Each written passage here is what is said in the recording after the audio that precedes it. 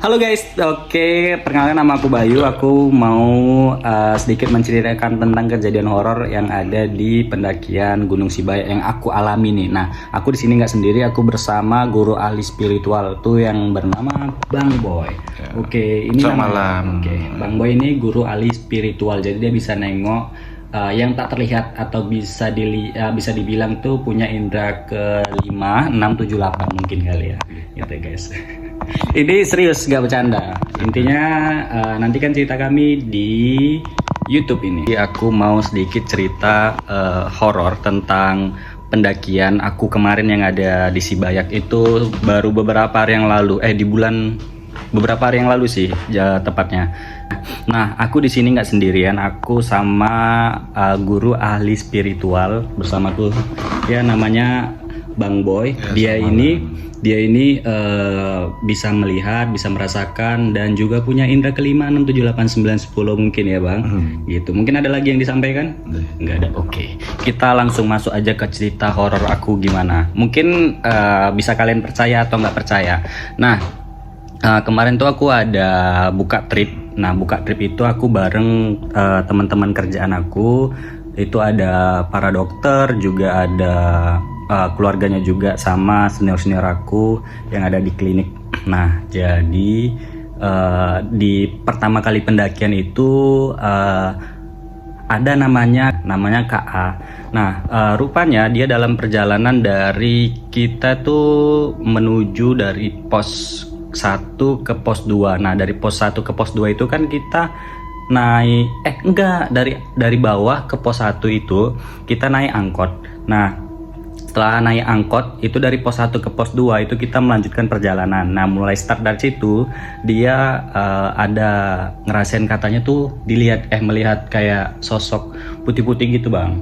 Gitu. Nah, putih-putih, cuman kalau yang dia lihat itu nggak terlalu besar, nggak tinggi kali gitu, cuman dia nengok di dekat-dekat pohon besar, jadi tiap kayak tikungan perjalanan dia selalu ngeliat itu. Nah, kalau mungkin bisa halusinasi juga atau gimana, karena mungkin kekurangan oksigen atau gimana, atau kecapean juga, itu secara logisnya gitu ya. Itu yang pertama. Itu dia cerita setelah kami turun dari gunung gitu. Nah, melanjutkan perjalanan alhamdulillah juga cuaca itu nggak yang cuaca juga nggak yang hujan, bersih gitu ya ada. Terus udah gitu. Iya, sekali. Oke, lanjut, kita sudah sampai nih di pos 2 dan kita berhenti itu untuk briefing, untuk doa, untuk istirahat sebentar. Nah, mulai dari pos 2 kita menuju ke untuk camp area tuh menuju ke atas gitulah. Nah, nanti ada videonya nih, aku kasih cuplikan sedikit ya.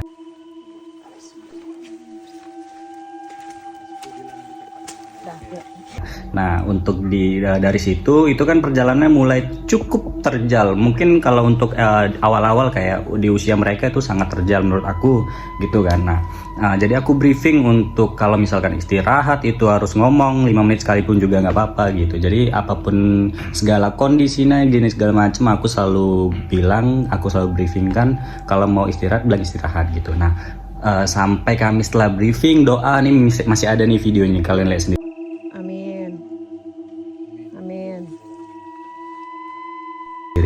Nah, dari situ di situ setelah aku briefing, kalau misal itu kan kami berangkatnya itu malam itu sekitar sampai pos 2 itu kami jam 12. Nah, jadi sampai pos itu kami jam 12 gitu ya Bang. Nah, jam 12 Aku udah serius. sampai pos itu kami jam 12, pos 2 ya. Kita lanjut mendaki.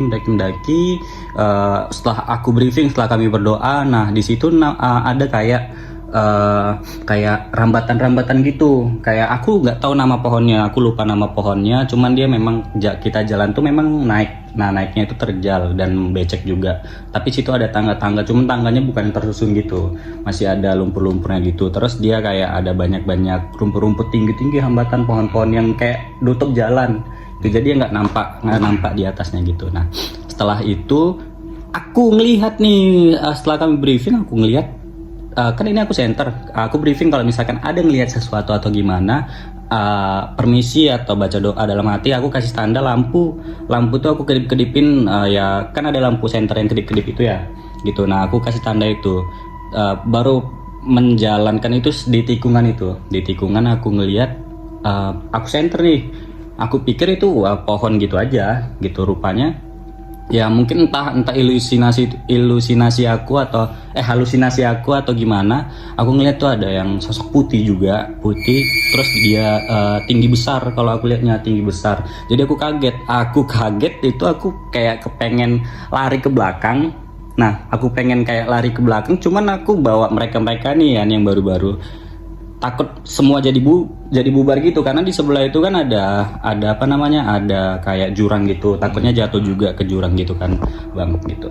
Nah jadi yaudah, jadi aku ngasih tanda tuh lampu panik gitu, cuman nggak hidup lampunya. Ya udah trennya nggak aku ceritakan juga sama orang itu pada saat itu gitu. Nah oke lah, itu aku lewatin dan dia masih di situ gitu. Nah mungkin tanggapan dari abang kira-kira itu apa gitu apakah dia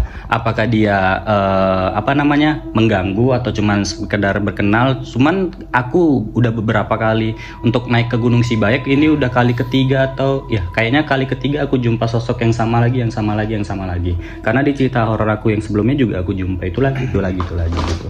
Nah mungkin abang bisa ceritakan itu apakah dia mengganggu apa gimana, boleh ceritakan bang untuk penampakan abang gitu gimana? Ya di hutan ya, di gunung lah ya kan. Di mana-mana pasti ada makhluk yang tak kasat mata. Tapi kalau di hutan itu memang kan tempatnya ya, sarangnya kan gitu. Jadi terus ya pada dasarnya itu mereka hanya ingin menampakkan eksistensinya saja kepada kalian. Iya. Berarti di situ dia nggak terlalu mengganggu, cuman kayak nyambut mungkin kali ya. Ya, jadi menunjukkan kami ada loh. Nah gitu. Jadi kalaupun menampakkan kan tidak mengganggu. Iya. Nah, jadi ini kami ada, jadi sama-sama lah menjaga gunung ini, menjaga alam ini gitu. Oke, terus aku mau nanya, kalau untuk di gunung, nah apalagi untuk Gunung Sibayak nih kan bang. Kalau di Gunung Sibayak itu kan ada kayak misalkan ada beberapa nih pendaki yang aku udah pernah ke Sibayak tapi nggak nampak apa-apa, bla bla gini segala macam, dan banyak mungkin komen-komen kayak gitu, aku udah sering ke Sibayak nggak pernah gini segala macam. Nah kenapa di giliran aku itu ada dinampakkan, atau mungkin orang selain aku mungkin ada juga mungkin yang nampak kayak gitu, itu kenapa gitu? Kok bisa dia menampakkan diri itu gitu? Kenapa nggak semua orang aja dinampakin sama dia gitu? Why? Pada dasarnya manusia itu kan memiliki energi. Jadi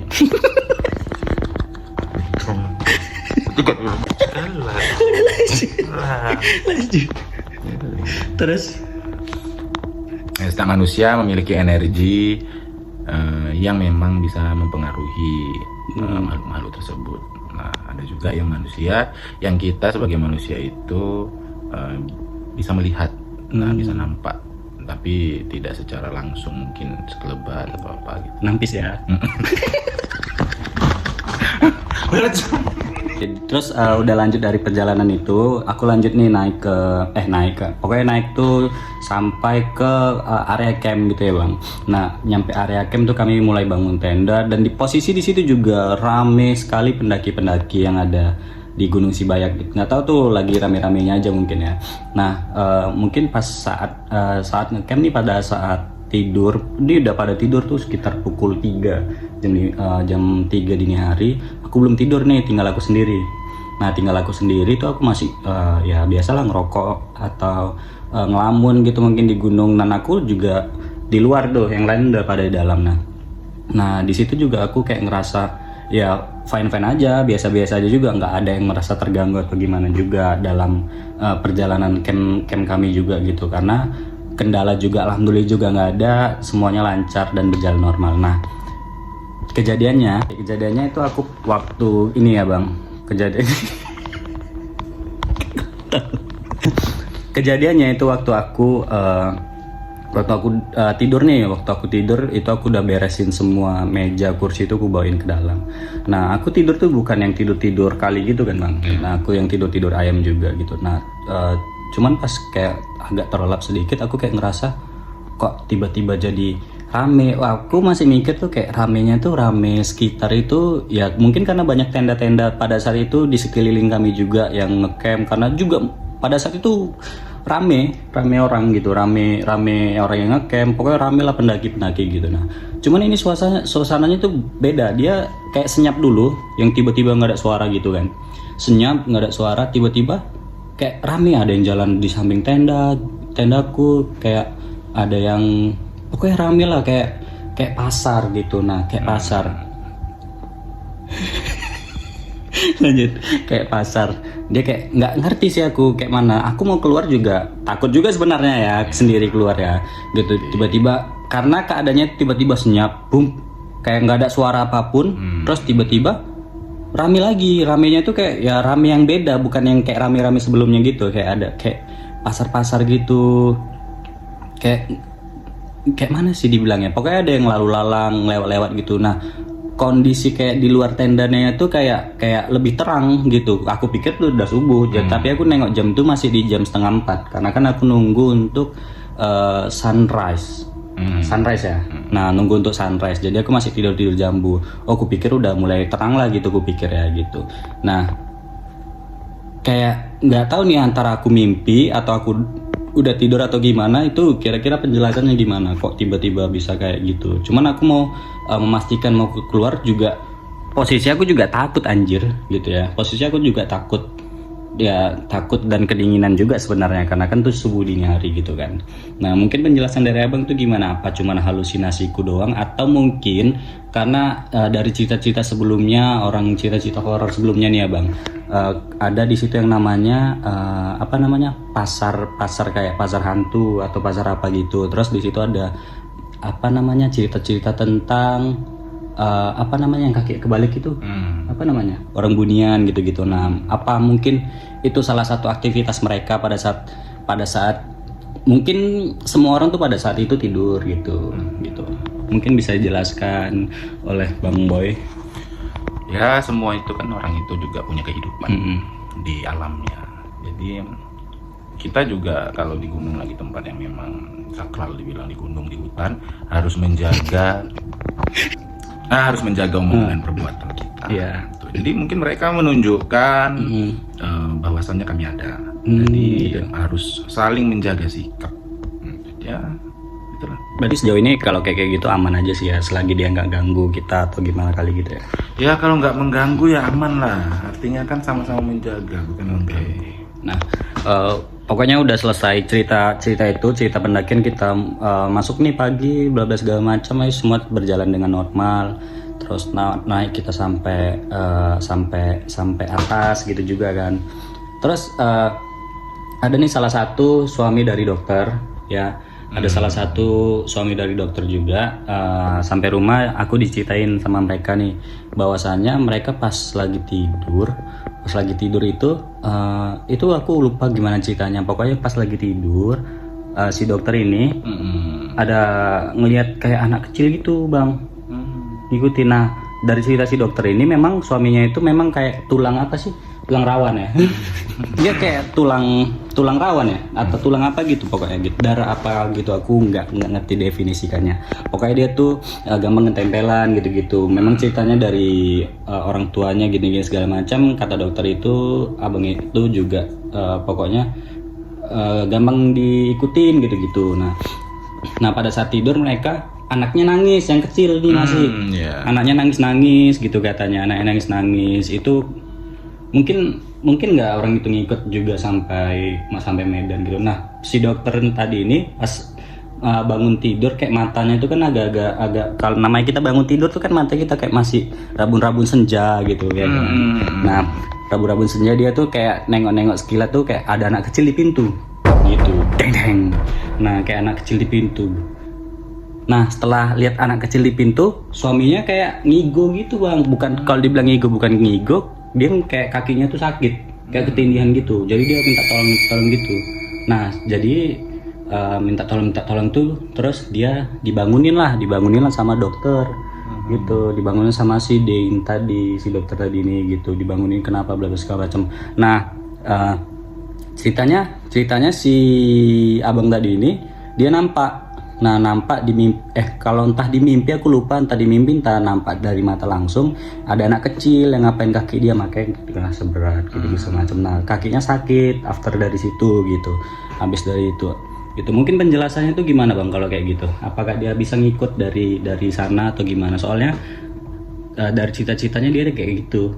Gitu, bisa jadi. gitu. Bisa jadi dia suka, makhluk itu suka sama siapa dokter itu tadi atau suaminya, jadi tertarik lah, jadi aura badan itu menarik daripada makhluk itu untuk ikut gitu. Jadi memang ya kalau bisa dibilang ya memperkenalkan diri lah dia. Tapi kan itu menurut aku itu sangat mengganggu karena apalagi terbawa sampai mimpi dan dia mau mewujudkan diri juga, dan gitu mengganggu anaknya juga sampai nangis gitu, itu kan mengganggu sekali. Ya pastinya mengganggu. Ya, gitu. Berarti di situ potensi dia jadi hantu jahat mungkin kali ya? Enggak lah, dia kan mungkin mau ikut aja, tapi ya gitu. Nggak sampai di rumah lah.